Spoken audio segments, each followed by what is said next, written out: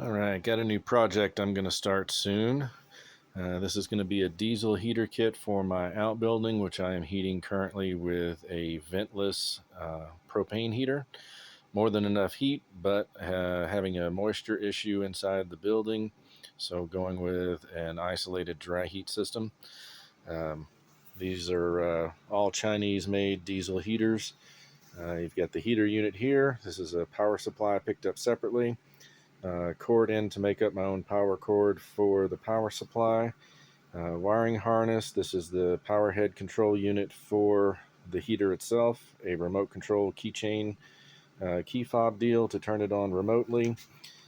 Air intake for the combustion chamber for this tube, and then there's a little filter that goes on the end. Discharge vent tube, discharge vent T, diffuser, muffler, exhaust pipe, 15-liter fuel tank, the fuel pump itself, the mounting plate for the heater, which you can see the inlet and exhaust there, and then the little black tip is the fuel connection. This is an accessory packet that came with it that's got your hose clamps, fuel filter, fuel line clamps, the little air filter deal, some zip ties, clamp for mounting the fuel pump, which are rather noisy. Mine's going outside and I'll insulate it. This is the fuel line that came with the heater, and this is the fuel pickup. I ordered this kit because it included this, and this was going to be about 20 bucks extra, and I wanted it. This will go inside a regular fuel gas can, and then it's got the rubber gasket, and the black ring just sandwiches it down, and then it's just a barb fitting, and you bend this out straight and get it to the bottom corner of the tank and trim it off to where you need it to be. So that's an additional deal.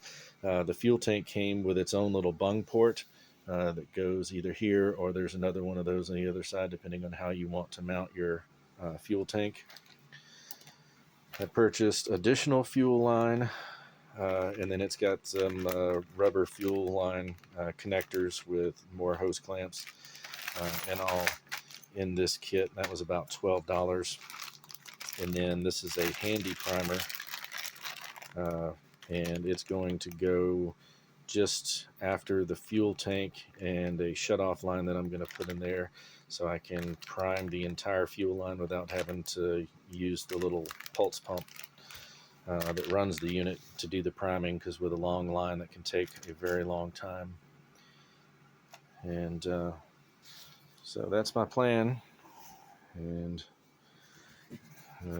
outbuilding is a total disaster right now, but where this thing is going to mount is through the floor, where that yellow top container is, back against the wall. Exhaust is going to go straight down and turn and go out back.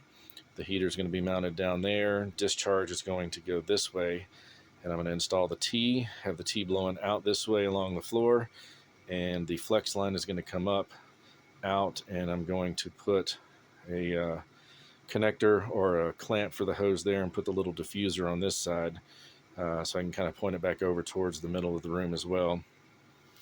The power supply is going to mount on the wall up under there and plug into that outlet.